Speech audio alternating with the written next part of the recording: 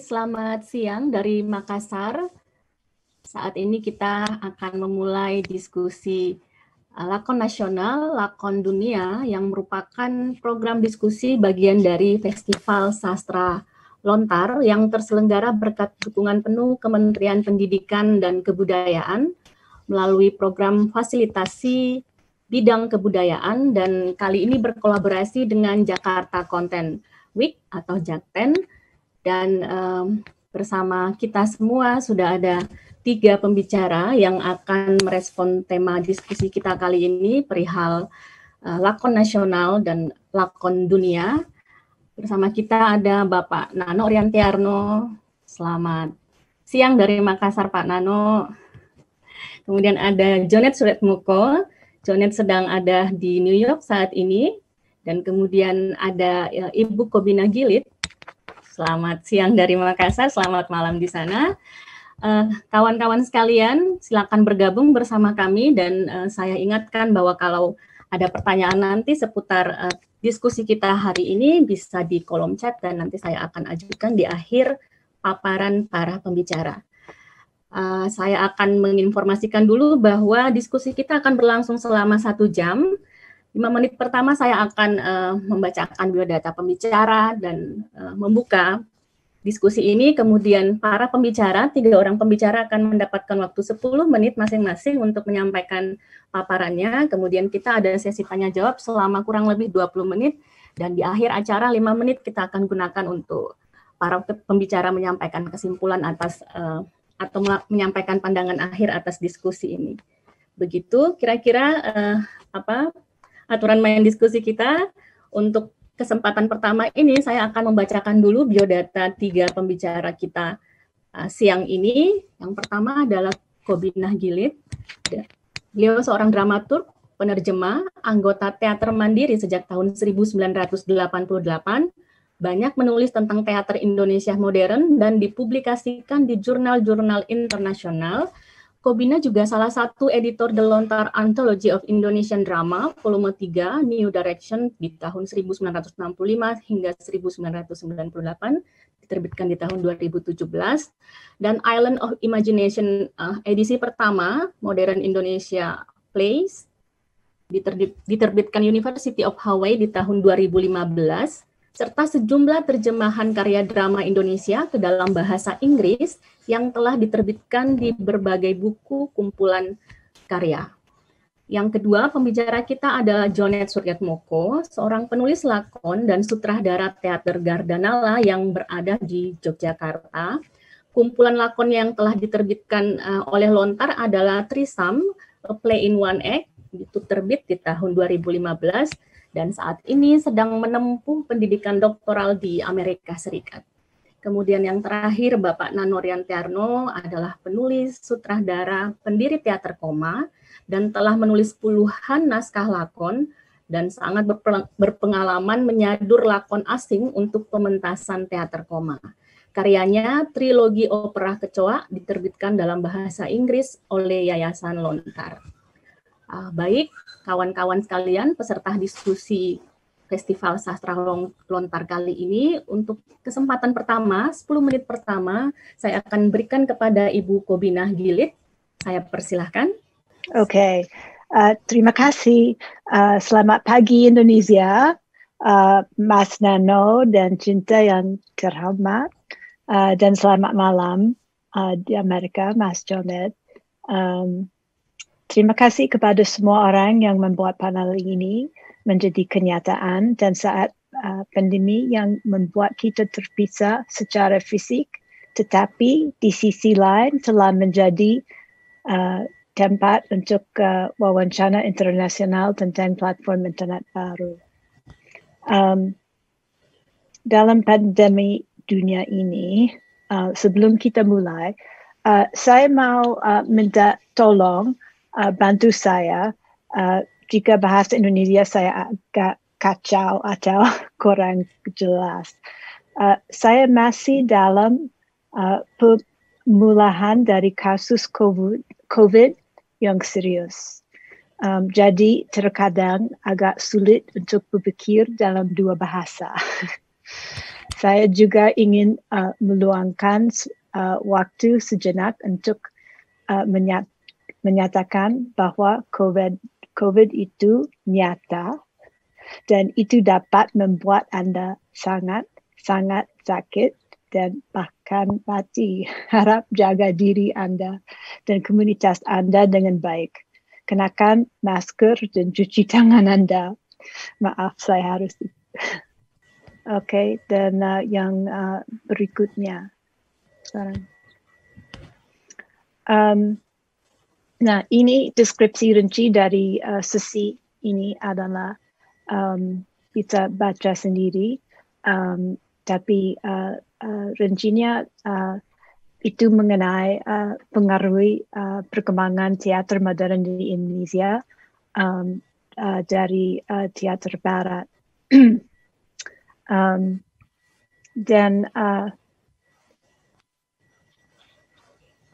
menyamakan Western dengan modern menciptakan hierarki yang merugikan praktik teater dan penulisan drama di Indonesia. Jadi saya mau mulai bicarakan soal itu,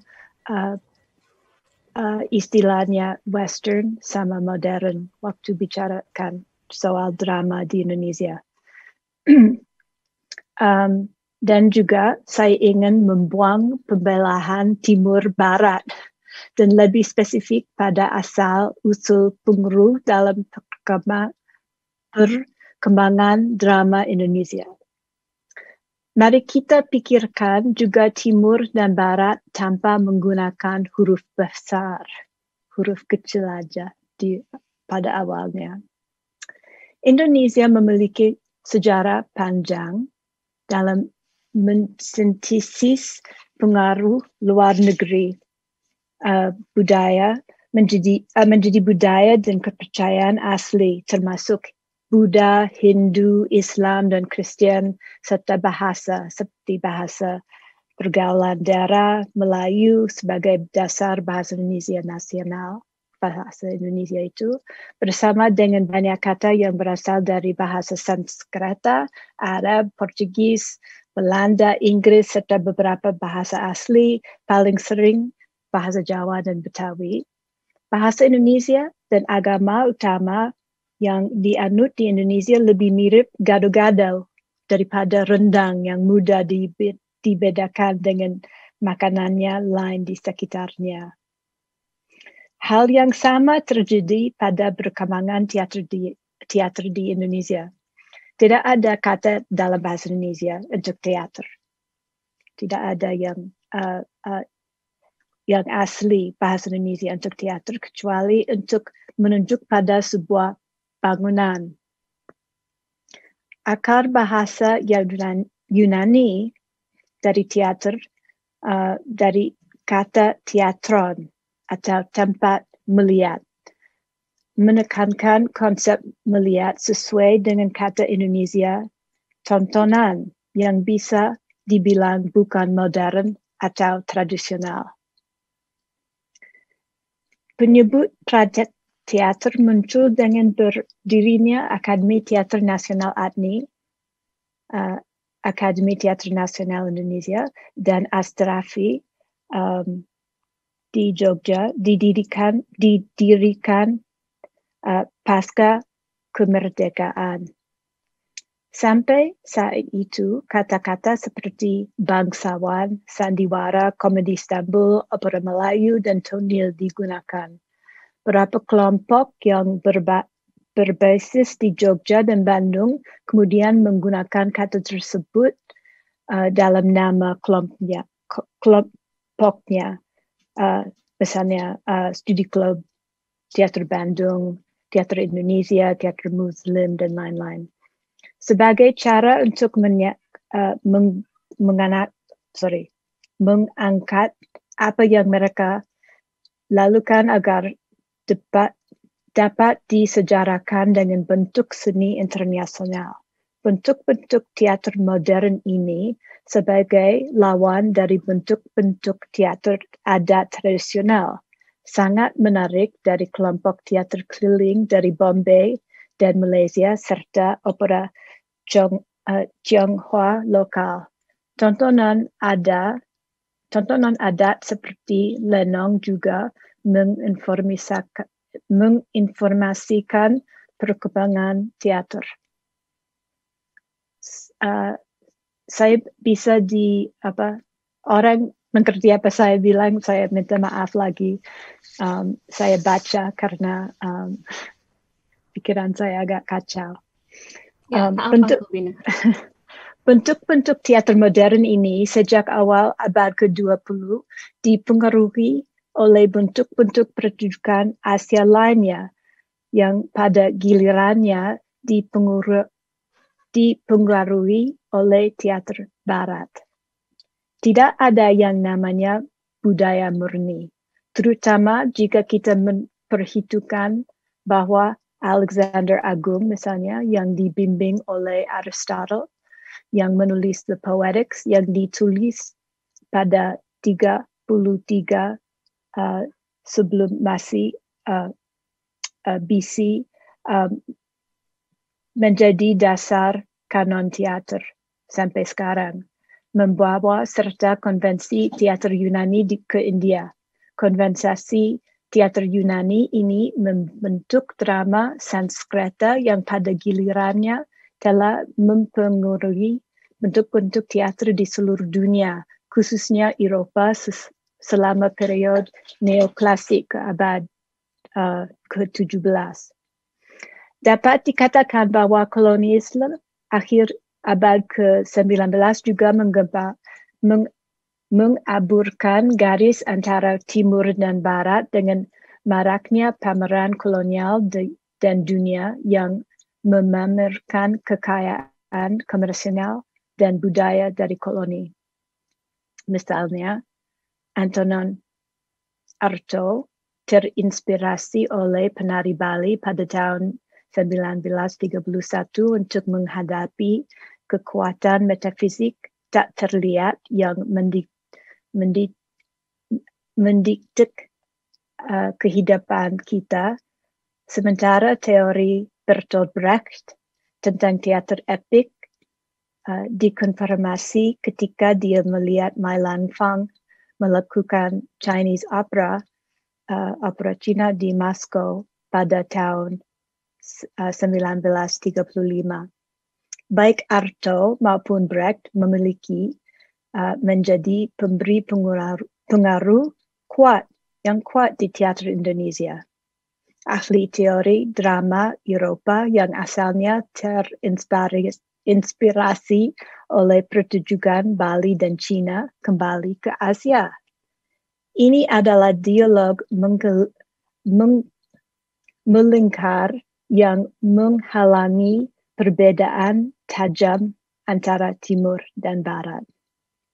Tidak dapat disangkal telah ada pengaruh kuat Euro-Amerika dalam perkembangan teater Indonesia sejak kemerdekaan, terutama sejak akademi-akademi akting yang didirikan setelah kemerdekaan mengajarkan sistem Stanislavski, atau lebih tepatnya bilang American Method Acting, berdasarkan buku First Six Lessons oleh Boleslavski, buku sistem Stanislavski yang pertama diterjemahkan ke dalam bahasa Indonesia. Drama yang diproduksi merupakan terjemahan dari karya penulis drama Eropa dan Amerika atau drama asli yang ditulis dalam bahasa Indonesia dengan gaya Eropa kanonik oleh Chekhov, Ibsen, dan drama modern lainnya. Dalam sejarah teater Eropa, drama Ibsen menandai awal dari drama modern di akhir abad ke-18. Tetapi drama modern Eropa tidak ada hubungan dengan orang Indonesia dan pengalaman kehidupan sehari-hari mereka. Menggambarkan Malay kelas menengah ke atas, mengkomentari cuaca dan ruang keluarga yang dihuni. Itulah salah satu alasan yang membuat para praktisi teater mulai tahun 60-an untuk mencari ke dalam daripada dari luar. Meskipun ada produksi seperti ini, yang sebagian besar diproduksi dalam latar pendidikan, dapat dikatakan bahwa mereka tidak mewakili teater Indonesia modern, melainkan mewakili lakon asing dalam terjemahan atau lakon yang didasarkan pada estetika dan praktik penulisan naskah orang asing. Oleh karena itu, kasus yang membuat teater Indonesia jenis ini lebih didasarkan pada isi dan maksud drama tersebut sebagai nasionalis atau revolusioner daripada bentuknya seperti lukisan masa karya Armavin Pane. Menurut saya, tidak terlalu membantu untuk memikirkan praktik teater Indonesia dari segi barat atau modern, kecuali untuk modern,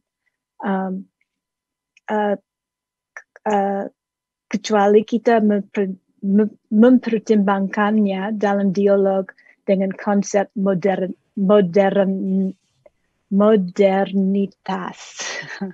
Sorry. Jadi saya lagi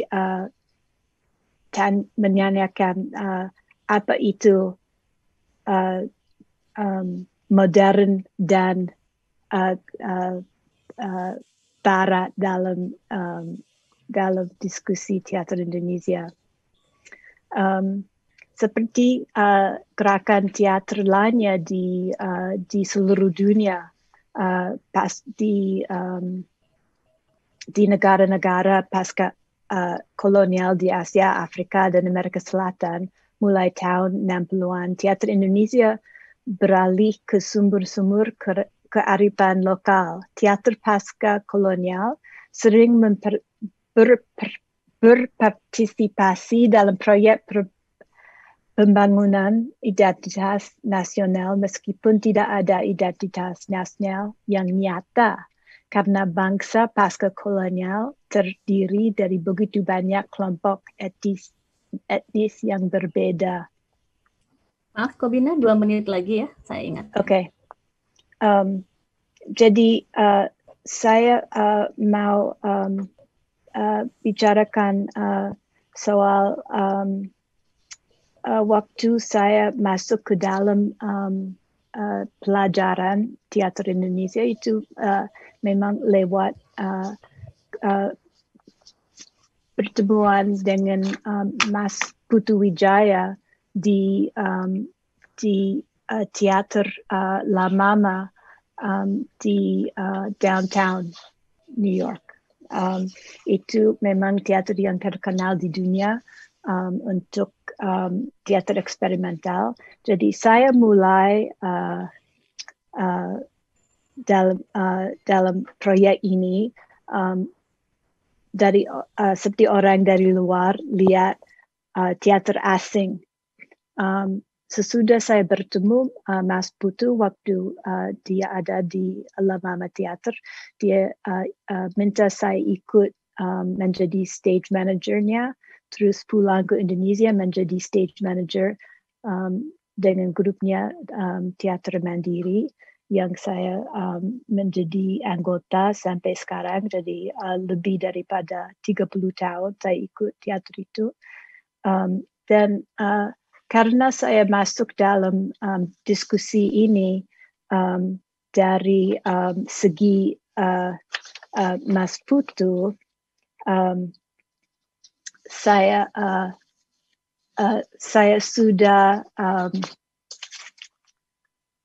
sudah punya ide lihat teater Indonesia bukan sebagai imitasi misalnya teater absurd, karena keadaannya absurd ada di dunia, di seluruh dunia, bukan cuma di barat. Jadi kalau kita bilang ya memang teaternya seperti teater absurd, sebaiknya kita lihat lebih dekat dalam keadaannya di Indonesia yang absurd juga. Tolong slide yang berikutnya. Ini produksi yang pertama saya kerja sama Mas Putu di La Mama, itu masuk dalam program TWITES. Itu Third World Institute of Theater Studies. Dia itu mulai dibuat oleh Ellen Stewart yang dirikan La Mama sama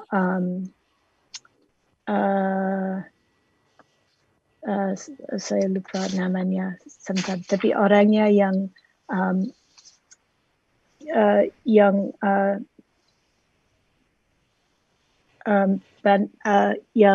dari PETA di Filipina.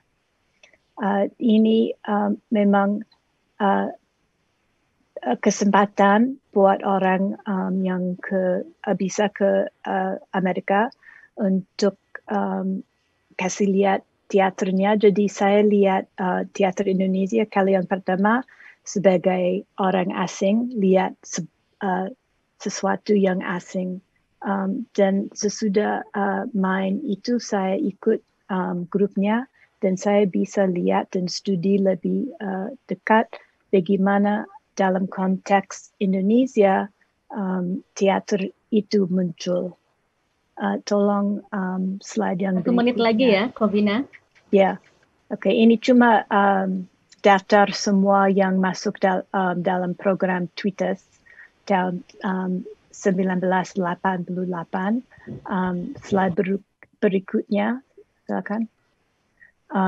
Nah, ini cuma foto-foto yang orang lihat, tapi ini dari produksi lain karena semua foto dari Aum yang di Roar yang dimainkan di La Mama, foto-fotonya hilang waktu itu dikirim pulang ke Indonesia, satu box kehilangan. Jadi tidak ada foto. Slide berikutnya, saya mau cuma cepat bilang sebentar dan mungkin nanti orang ada pertanyaan, tapi ini saya mulai masuk betul-betul dalam teater Indonesia ke abad 20-an waktu saya kerja di antologi drama Indonesia atau dalam bahasa Inggris Lontar Anthology of Indonesian Drama. Slide berikutnya silakan. Oke, dan ini yang terakhir. Akhirnya kita cari naskah-naskah yang nggak usah pakai terlalu banyak footnotes atau konteksnya, biar orang di sini bisa langsung pakai naskah itu untuk main di panggung. Tapi untuk cari apa yang naskah-naskah yang paling terpenting abad ke-20-an memang ada lebih banyak daripada yang yang masuk ke jilid bahasa Inggris, karena harus ada karena penonton memang harus tahu mengenai kultur Indonesia atau konteksnya, jadi semuanya tidak masuk. Jadi kalau nanti ada pertanyaan mengenai pengalaman saya dengan proyek ini di 10 tahun untuk buat, silakan saya bisa jawab. Oke. Baik, terima kasih Kobina untuk paparannya. Tadi secara singkat Kobina mengantarkan kepada kita gagasan tentang permulaan masuknya naskah-naskah asing ke teater Indonesia. Nanti kawan-kawan bisa bertanya di kolom chatnya dan kita akan diskusikan di sesi tanya-jawab. Untuk kesempatan 10 menit kedua ini, kita akan mendengarkan paparan dari Jonet Surgatmoko perihal tema diskusi kita, lakon nasional dan lakon dunia. Saya persilahkan kepada Jonet. Terima kasih Sinta, dan juga terima kasih kepada Lontar yang sudah mengorganisir acara ini. Sebelum saya lanjutkan, ada dua hal yang ingin saya sampaikan. Yang pertama, sekali lagi, tadi sudah disebutkan oleh teman yang lain, selamat untuk Sinta, karena dia menjadi Ketua Perkumpulan Nasional Teater Indonesia, yang pertama, yang kemarin barusan dibentuk oleh teman-teman teater dari seluruh Indonesia, dan selamat menjalankan tugas. Semoga membawa Terima teater kasih. membawa teater kita ke jenjang yang lebih terbuka dan lebih memberikan banyak janji-janji, apa bukan janji, banyak perkembangan untuk juga teater Indonesia sendiri. Lalu yang kedua, tadi Kobina menyebut yang dari peta. Seingat saya itu Cecil Guidotti Alvarez. Kalau tadi Kobina, saya nggak tahu apakah itu yang dimaksud Kobina atau tidak. Tapi saya pernah ketemu Cecil dan dia bercerita tentang bagaimana dia mengajak beberapa teman dari Asia Tenggara untuk ke New York pada saat itu. Jadi dan saya tahu Cecil Guidotti Alvarez juga sangat dekat dengan senior-senior kita di teater Indonesia. Ya, benar. Ya. Oke, ya, cool. Oke, teman-teman, sehubungan dengan hari ini, yang ingin saya ceritakan adalah kalau tadi Kobina sudah bercerita secara spesifik bagaimana misalnya teater Mandiri dan Putu Wijaya ada di Amerika, dan terima kasih atas gambaran besarnya yang sangat menarik, Kobina, presentasi tadi memberi kita latar belakang yang menurut saya penting lagi untuk juga digarisbawahi dan diingat. Hari ini saya ingin bercerita tentang teater Indonesia dan hubungan internasionalnya. Ya, sebetulnya apa yang kita lihat dari teater Indonesia sekarang dan bagaimana kita melihat konteks kita praktek artistik teater kita dalam kerangka praktek artistik global. Tentu saja pertanyaan ini menjadi menarik karena banyak komponen yang sebetulnya dari pertanyaan itu saja bisa kita lihat dan problematisir ya. Misalnya yang kita maksud global itu seperti apa, dan yang kita maksud teater Indonesia itu juga seperti apa.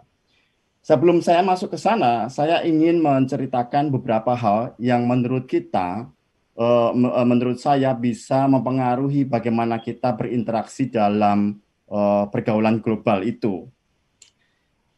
Yang pertama tentu saja kita bisa menyebut misalnya internet ya. Bagaimana setelah tahun 2000-an misalnya internet menjadi sangat masif digunakan oleh semua lapisan masyarakat. Dia tidak hanya kemudian lebih terbuka aksesnya, tapi juga lebih murah dan lebih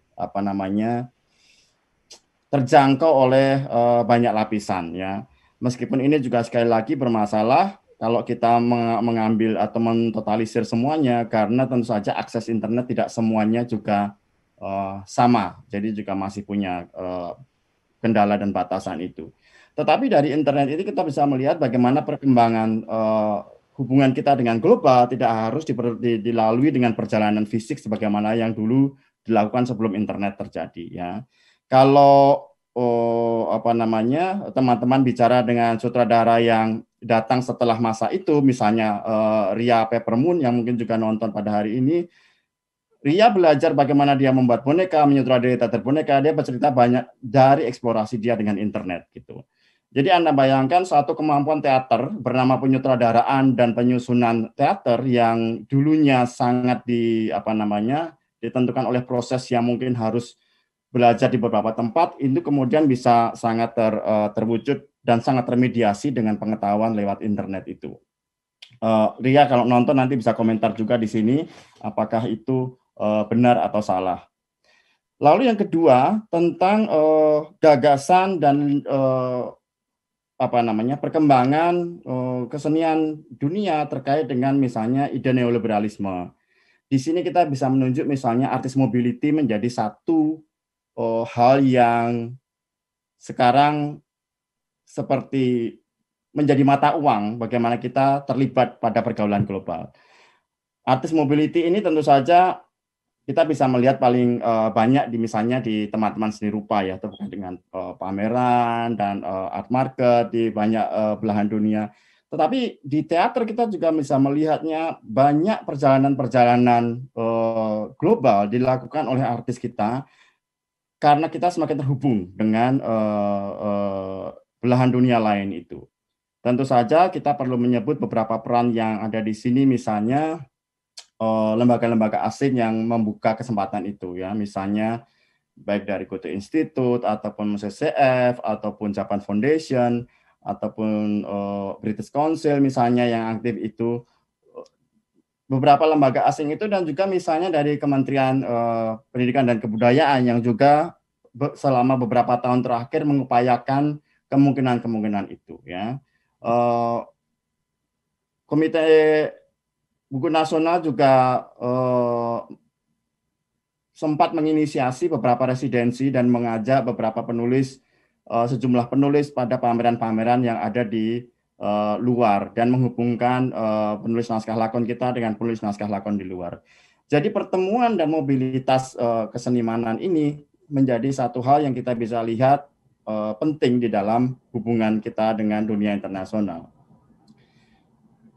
Hal yang ketiga yang ingin saya tunjuk soal redefinisi geopolitik ya. Itu tadi kenapa di awal saya menyebut global menjadi perlu dilihat, karena global yang mana, dan kalau kita menunjuk internasional yang mana. Jadi gagasan-gagasan ini tentu saja kita perlu lihat lagi sekarang ya. Misalnya soal gagasan Global South misalnya. Jadi secara spesifik menunjuk pergaulan pada negeri-negeri selatan yang kemudian biasanya menjadi dalam posisi negara-negara berkembang ya.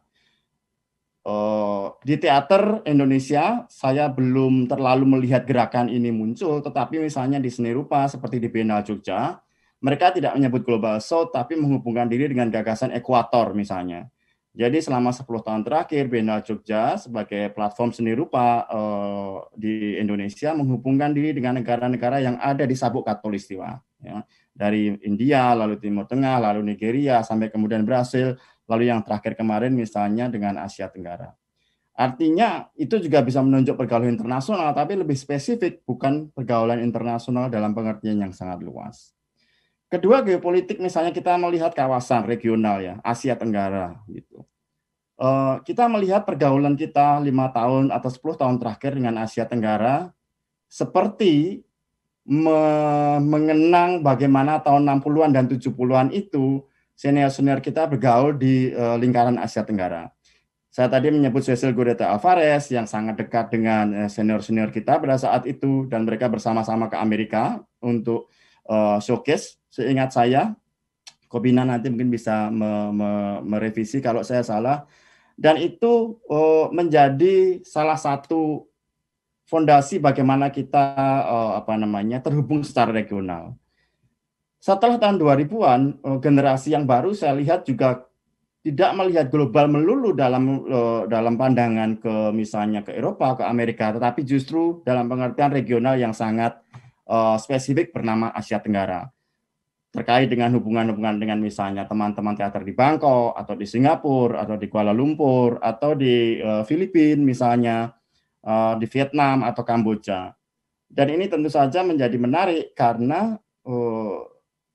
pendefinisian Asia Tenggara pun juga mulai dikritisi. Misalnya platform Asia Tenggara, tapi kemudian juga melibatkan India. Meskipun India tidak disebut sebagai Asia Tenggara. Lebih karena menunjuk dan mencoba merekonstruksi ulang definisi Asia Tenggara tidak hanya sebagai batasan regional, tetapi pengalaman demokrasi misalnya. Jadi ini juga membuat kita meredefinisi gagasan geopolitik itu.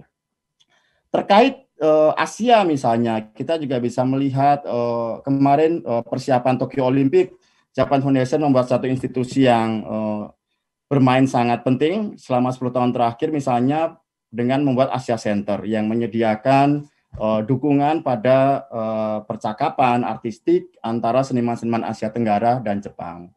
Dengan begitu, kohesivitas di dalam lingkaran regional itu sendiri terfasilitasi dengan beberapa program pertukaran dan juga praktek artistiknya. Ya.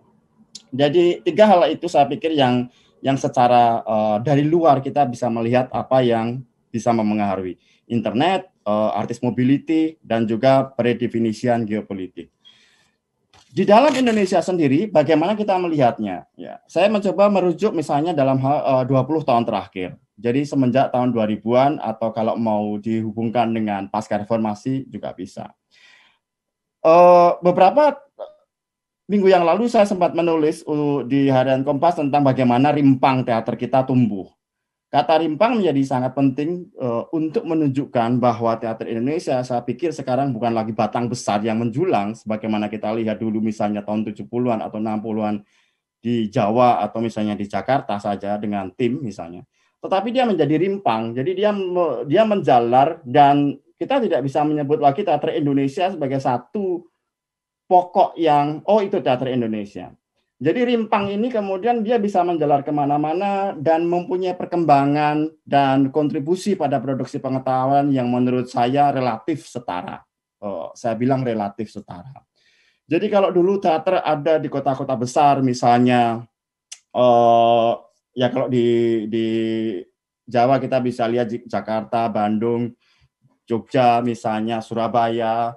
Kemudian ada juga di Makassar, terus Aceh, Lampung, misalnya Padang. Kita sekarang melihat dia banyak sekali berkembang dan muncul di beberapa kota yang sebelumnya tidak kita baca di dalam peta teater. Misalnya kita lihat itu aktif di Tegal, kita lihat itu aktif di Palu, di Ambarawa, di Maumere, Larantuka, Ambon, dan banyak sekali tempat yang muncul dan mempunyai geliat praktek teater yang menurut saya menarik dan menawarkan satu gagasan yang baru, ya. Lalu yang kedua, di dalam konteks Indonesia sendiri, kemunculan soal misalnya kesadaran gender, ya. Antologi lontar yang tadi diceritakan Kobina, di dalam versi bahasa Indonesianya, mohon saya dikoreksi nanti di dalam diskusi ini kalau salah. Sependek pengetahuan saya menampilkan 100 naskah, tetapi hanya ada satu penulis naskah perempuan, yaitu naskah Ratna Sarumpait. Artinya sampai tahun 2000-an itu kita hanya mengenal sutradara dan penulis naskah perempuan satu pada saat itu. Setelah tahun 2000-an kita bisa melihat cukup banyak sutradara teater perempuan yang sangat signifikan dalam memberikan kontribusi praktek artistiknya pada teater Indonesia secara keseluruhan. Ya. Moderator diskusi ini salah satu contohnya. Sinta menurut saya paling konsisten dan punya proses yang sangat menarik dan spesifik pada praktek-praktek teater, bukan hanya dari perspektif perempuan, tetapi juga misalnya pada praktek-praktek yang terkait dengan ketubuhan misalnya begitu. Dan kita juga bisa melihat angkatan yang sama muncul. Kita melihat Tia Setiawati di Padang, misalnya kita juga melihat Naomi Srikandi, Citra Prati pada waktu itu, lalu Ria Peppermint sendiri yang tadi saya sebutkan. Dan ada banyak sutradara yang lain yang perempuan sutradara yang memberikan kontribusi itu. Hal lain yang lagi ya, Net. Gimana? 1 menit lagi ya. Oke, hal lain yang menarik, dia tidak hanya terfokus pada praktek artistik sebagai sutradara, tetapi juga pada fungsi lain, baik penulis artistik, produser, atau banyak hal. Kita bisa melihat di situ ada Faiza Marzuki, lalu kemudian ada Hana Francisca, kemudian Agnes Christina juga ada di sana, baik sebagai penulis dan juga sutradara, dan juga terakhir kita lihat Titi Mangsa dengan Happy Salma yang juga sangat aktif. Jadi ini juga memberikan kontribusi yang besar. Hanya saja saya tidak melihat misalnya ada kontribusi pada teater queer kalau misalnya ada kesadaran gender, ya. Jadi dan itu juga belum terinstitusionalisasi dengan sangat kuat misalnya. Tapi kalau di Indonesia kita menyebut teater perempuan, saya pikir itu menjadi satu entitas yang sekarang lumayan solid untuk dijadikan studi kasus. Kemudian juga melihat dirinya dalam konteks global, saya kira berbeda, ya. Seperti tadi kita melihat Asia Tenggara berbeda, melihat yang lain juga berbeda. Selain itu melihat Barat dan Timur juga berbeda, tadi diceritakan oleh Kobina. Dan yang saya ingin garis bawahi melihat kontemporer, modern, dan tradisional. Kalau Anda bicara dengan akademisi yang lebih muda, misalnya seperti Uran Prasad, dia akan sangat menggarisbawahi bagaimana misalnya yang tradisional bisa dilihat secara kontemporer dan bagaimana aspek-aspek misalnya Ludruk misalnya yang dia selalu sebut, contohnya punya aspek modern ya, misalnya karena prosenium dan aspek-aspek yang ditinggalkan dalam early modern neoklasik Itali misalnya ada terkait dengan itu. Baik. Nah, ya perubahan itu yang menurut saya menjadi penting. Jadi kita bisa membicarakannya lagi nanti. Salah satu perubahan-perubahan itu yang muncul, misalnya kita bisa menunjukkan bahwa teater dan lakon sekarang tidak harus menjadi satu karena banyak sekali proyek misalnya device theater atau teater yang memang tidak berbasis naskah sebagaimana yang kita bayangkan sekarang. Saya pikir itu dulu, Sinta. Terima kasih sekali. Oke, terima kasih Jonet. Paparan kedua tadi dari Jonet kita disampaikan tentang bagaimana pengetahuan dan wawasan bisa sangat dengan mudah didapatkan lewat internet, sehingga kemudian praktik teater Indonesia menjadi tumbuh sangat pesat begitu, dan juga pertanyaan penting tentang kita merujuk ke global dan internasional yang mana, dan juga perihal pertemuan dan mobilitas teater Indonesia di pergaulan internasional. Baik, peserta diskusi untuk kesempatan ketiga, saya ingin mempersilahkan 10 menit kepada Bapak Nano Riantiarno untuk menyampaikan paparannya. Saya persilahkan Pak Nano. Oke, terima kasih Sinta, terima kasih Lontar. Itu penjelasan yang sangat bagus. Saya akan langsung membaca saja. Itu keindahan lokal. Saya kuliah di ATNI, Akademi Teater Nasional Indonesia, sejak 1968. Saat itu mungkin karena buku sangat sulit diperoleh, maka mata pelajaran teater tradisi kami adalah wayang India. Bisa jadi karena guru kami, Pak J. Jayakusuma, itu lulusan Santiniketan India. Padahal dia pakar wayang Jawa dan menulis kisah wayang. Saya pelajari naskah-naskah Barat dan para penulisnya. Pelajaran di ATNI sangat tidak cukup. Harus ada yang lain.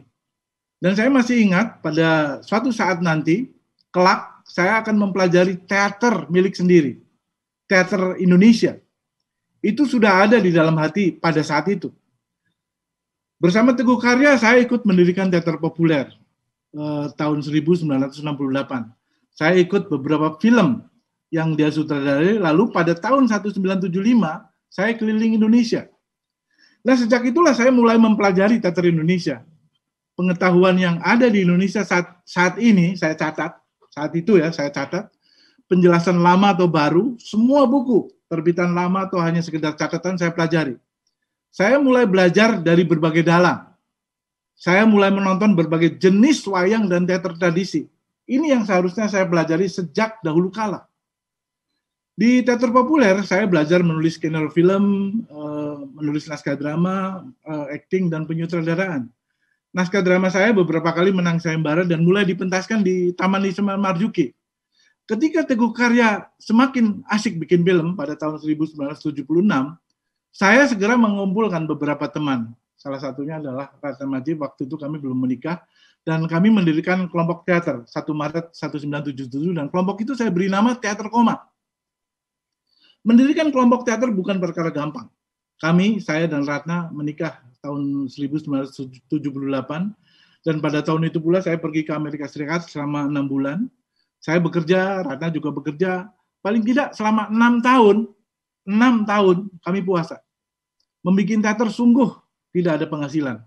Tapi kami sudah ikrar. Nah, pada tahun 1983, saya mulai membuat sebuah pertunjukan yang naskahnya sudah saya kenal sejak lama. Itulah naskah karya Bertolt Brecht, The Three Penny Opera.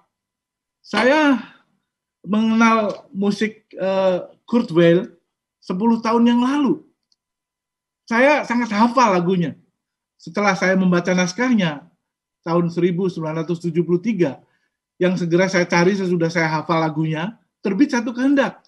Saya harus memanggungkannya suatu saat bagi saya.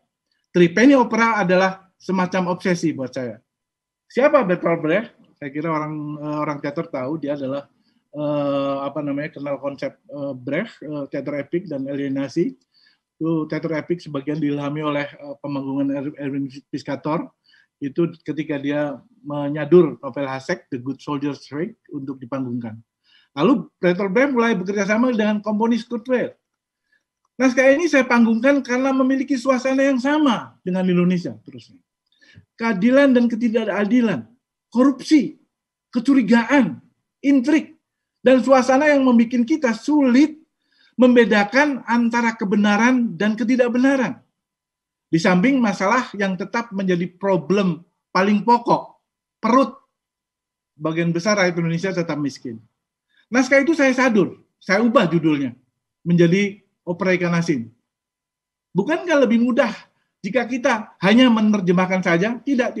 Kenapa? Pertama, saya tidak tahu persis masyarakat Inggris itu adalah naskah saduran awal yang dilakukan oleh Brecht, itu The Beggar Opera, saduran naskah dari John Gay. Saya tidak tahu masyarakat Jerman, The Three Penny Opera, pakaian mereka, sikap, kebudayaan, mana bisa hal itu saya pegang. Kedua, kulit pemain kami coklat, tidak putih. Cara mereka berpikir, sikap hidup tentu berbeda. Ketiga, masalah dasar yang diungkap Bertolt Brecht adalah masalah manusia, darah dan daging, impian dan harapan, masa depan, rasa sakit dan cinta, yang bisa saja terjadi di Berlin maupun di Batavia pada waktu itu Jakarta. Saya sadur lakon itu, dan kisah terjadi saat penjajahan Belanda di Indonesia tahun 1925. Naskah ini sudah dipentaskan Teater Koma 3 kali. Pentas pertama, tidak semua lirik dan lagu saya sajikan. Musiknya Hari Rusli. Pentas kedua, 1999, itu semua lagu kecuali lirik opera akhir. Dan pentas ketiga, tepat di hari ulang tahun Teater Koma ke-40, 2017, di Ciputra Artpreneur, seluruh lirik lagu dan lirik dan lagu yang ada di naskah saya sajikan. Sangat lengkap. Pentas ketiga ini musiknya dikerjakan oleh Vero Ardiansyah. Itu tahun 1983. Ini saduran pertama yang kami panggungkan. Naskah kedua datang dari Cina, judulnya Sampai Kengtai, tahun 1988. Naskah ini saya tulis di Anyer selama 3 minggu, belum final, lalu saya selesaikan di Jakarta. Selama 3 minggu saya menelusuri kota dan desa di kawasan Banten. Jadi keluarga Sampai Kengtai adalah famili Cina dan Sunda. Engtai tinggal di Serang dan harus sekolah di Batavia. Sampai pria asal Pandeglang, sedang Macun yang menikahi Engtai dari Rangkas Bitung. Menuju kota Macun, Engtai sampai di kuburan Sampek. Dia bersembayang dan masuk ke kubur Sampek. Dia berubah menjadi kupu-kupu. 2 kupu-kupu sampai Engtai terbang ke langit. Ini lakon yang paling sering Teater Koma pentaskan. Hingga 2015 kami sudah mentaskan 110 kali. Sesudah itu saya membuat lakon lagi dari Cina, Opera Ular Putih. Ya. 2 kali saya mementaskan lakon ini, 1994 dan 2015. Lakon tidak diubah, saya tulis lagi lakonnya, tapi hampir seluruh ornamen pentas sangat Cirebonan. Banyak Megamendung di situ. Kira-kira, dan musik Cina dan Eropa itu bergabung dengan suling Cina asli, kira-kira begitu. Saya juga harus ceritakan bahwa lakon karya Molière, Tartuffe, itu si munafik, itu kami pentaskan. 2004. Judulnya Republik Togo. Seluruh peran yang ada di dalam lakon itu adalah para Panakawan. Semar, Gareng, Petruk, Bagong, dan 5 Pandawa, Kresna, dan Drupada. Mungkin suasana lokal ini yang sudah saya idamkan sejak saya kuliah di ASNI pada tahun 1968. Banyak yang ingin saya ucapkan, tapi saya hanya ingin mengisahkan 1 lakon saja. Saya mementaskan 4 lakon kolosal dengan pemain sangat banyak, dan set plot luar biasa. Busananya saja itu rata-rata setiap satu pementasan itu sekitar 250 buah. Itu si Jin Kui 2010. Lalu saya pentas kedua si Jin Kui Kena Fitnah 2011 dan si Jin Kui di Negeri Sihir 2012. 3 tahun saya pentaskan lakon itu berturut-turut. Dan lakon keempat si Jin Kui Melawan Siluman Barat baru saya pentaskan 5 tahun kemudian 2017. Mengapa si Jin Kui sangat istimewa? Karena hampir seluruh busana dalam lakon itu sebagian besar berbahankan batik. Padahal lakon itu bersumber dari Cina. Sebelum pentas kami berkeliling Jawa melihat batik apa saja yang ada di Pulau Jawa. Gitu. Kami keliling ke berbagai kota, ke Trusmi, Cirebon, Pekalongan, Semarang, Jepara, Lasem, Solo, Yogyakarta. Pada satu pentas si Jin Kui, kami pajang 2 panel besar batik di depan panggung kanan dan kiri sebagai set dekor. Itulah sumber utama kami berkreasi, batik. Naskah si Jin Kui bersumber dari novel, komik, dan lakon Jawa yang sudah jadi ketoprak. Lalu saya tulis sendiri. Juga kisah dari wayang kulit Cina Jawa 1910 yang sudah bubar. Kami meriset wayang kulit yang masih ada di Museum Yogyakarta. Kami masih bisa mementaskan Si Jingui 1 dan Si Jingui 2. Tapi untuk pentas Si Jingui ketiga, wayang di Museum Yogyakarta sudah tidak ada lagi. Kenapa? Karena seluruh wayang kulit Cina Jawa pada saat itu sudah dibeli oleh orang Jerman. Untung ada seorang dokter yang akan pergi ke Jerman, maka dia pun memotret seluruh wayang Cina Jawa itu. Dan potret berbusana batik itu kami jadikan sumber busana lakon kami. Kami sangat berterima kasih. Teater Koma berusia 43 tahun. Hingga kini 2020 sekitar 163 produksi sudah kami pentaskan. Kami akan terus bergerak. Kami tidak boleh berhenti. Kami harus kreatif. Itu makanya kelompok itu dengan sengaja kami beri nama Teater Koma dan bukan titik. Salam, terima kasih.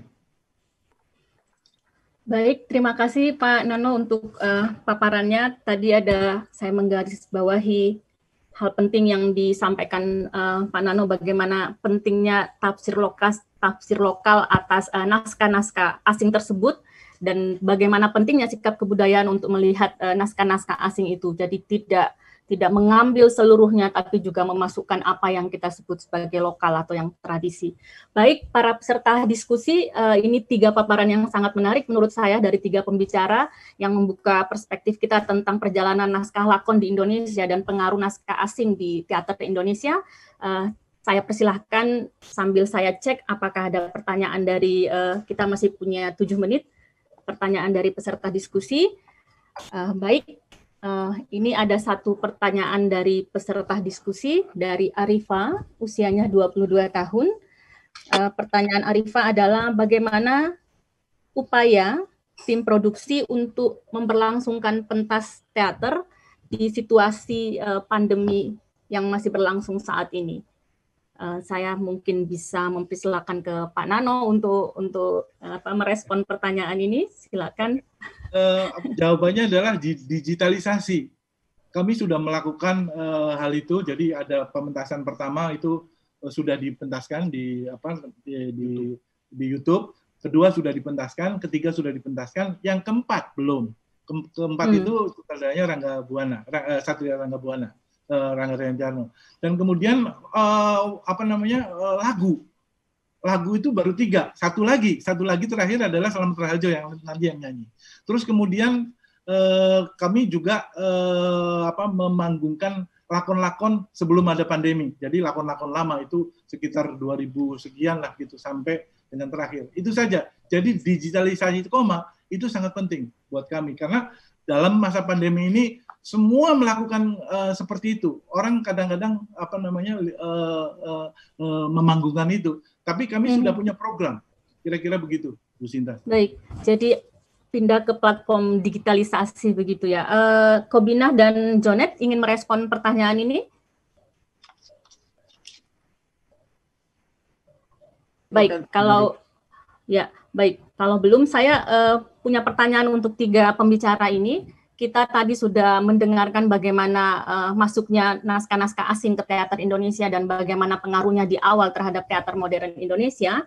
Dan kita juga sudah mendengar tadi bagaimana kita mesti mendefinisikan lagi kalau dari Jonet tentang strategi untuk masuk ke pergaulan internasional itu. Dan yang penting dari Pak Nano tentang tafsir lokal atas naskah-naskah asing itu. Pertanyaan saya adalah bagaimana ketiga pembicara melihat pengaruh naskah-naskah asing tersebut terhadap teater Indonesia saat ini?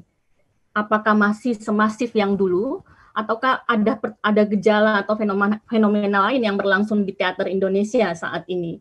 Mungkin kesempatan pertama saya berikan kepada Kobina. Mic-nya masih mute, Kobina? Masih belum, ya. Baik. Bisa mengulang pertanyaan lagi? Ya. Saya kurang mengerti. Di awal tadi kita sudah mendapatkan wawasan tentang bagaimana pengaruh naskah-naskah asing terhadap teater modern Indonesia. Nah, kalau Kobina melihat sekarang, apakah pengaruh itu masih sekuat dulu, ataukah kemudian ada pertumbuhan lain atau gejala lain yang sedang berlangsung di teater Indonesia saat ini? Kalau menurut saya, saya lihat sekarang bedanya gaya grup-grup teater Indonesia yang konvensional, yang tradisional, mana ada satu orang yang atas grupnya yang buat naskah khusus buat orang yang tertentu dalam grupnya, dalam kelompoknya. Sekarang ada penulis misalnya seperti Mas Jonet yang menulis naskah yang bisa dipakai tanpa grupnya, bisa ganti grup-grup, siapa saja bisa main. Ini saya kira lebih seperti contoh atau bagaimana itu di Amerika, mana orang ada penulis naskah yang menulis naskah, nanti mereka cari sutradara sama pemain. Saya lihat itu sekarang mulai di Indonesia, jadi ini mungkin bisa bilang pengaruh asing yang masuk ke Indonesia sekarang. Itu pertanyaannya saya menjawab. Ya, baik. Oke. Terima kasih Kobina. Jonet, silakan merespon pertanyaannya. Ya, menarik barusan yang dijelaskan Kobina. Saya malah tidak terpikir untuk melihatnya seperti itu, ya. Jadi dari cara penciptaannya. Tapi yang ingin saya garis bawahi malah bukan naskah itu sendiri, tetapi teater secara keseluruhan. Jadi saya pikir naskahnya mungkin karena estetika teater kita berdialog dengan estetika global yang juga tidak melulu melihat teater naskah sebagai rujukan, dalam hal ini misalnya device teater, maka bentuknya menjadi sangat bermacam-macam. Dan itu saya tidak bisa melihatnya semata-mata sebagai pengaruh, tapi saya lebih merasa fair kalau menyebutnya sebagai dialog misalnya. Yang sekarang berlangsung saja misalnya Virgin Ibsen ya, yang sangat terkenal tidak bisa dipentaskan. Garasi melakukan proses itu sekarang secara online dalam satu platform khusus, dan kita bisa melihatnya itu mungkin sangat berbeda dari naskah Virgin asli yang dibikin oleh Ibsen itu sendiri gitu. Jadi apa yang sekalipun dia menggunakan naskah asing, saya pikir ada produksi pengetahuan yang dipertemukan dengan gagasan-gagasan yang beredar dan beroperasi di tingkat lokal konteks kita sendiri. Jadi saya pikir juga itu menjadi penting untuk dicatat. Jadi devising teaternya sendiri jadi memungkinkan naskah itu tidak serta-merta mengalir begitu saja masuk ke dalam produksi pengetahuan kita. Oke, baik. Pak Nano, silahkan. Sangat bagus dari Kobina sama Jonet itu, tapi saya pikir memang ya kita lihat aja apa yang dilakukan selama pandemi ini kan. Itu kita nggak tahu kapan berhentinya gitu. Jadi intinya adalah saya sekarang ini adalah menulis, itu saja dulu. Terima kasih. Ya, baik Pak Nano. Sebenarnya masih ada 2 pertanyaan yang sampai ke saya, tapi sayang sekali kita sudah berada di penghujung pertemuan, waktunya sudah selesai begitu. Dan ini diskusi yang sangat menarik dan sangat jarang dilakukan, dan semoga kemudian ke depan ini bisa menggerakkan lagi banyak pihak untuk menyelenggarakan diskusi semacam ini. Kita punya 1 menit, ada titipan dari panitia untuk kita berfoto dulu. Akhir ini, panitia yang akan menghandle-nya. Oke, kalau tidak ada, saya bisa kita berfoto. Oke, baik.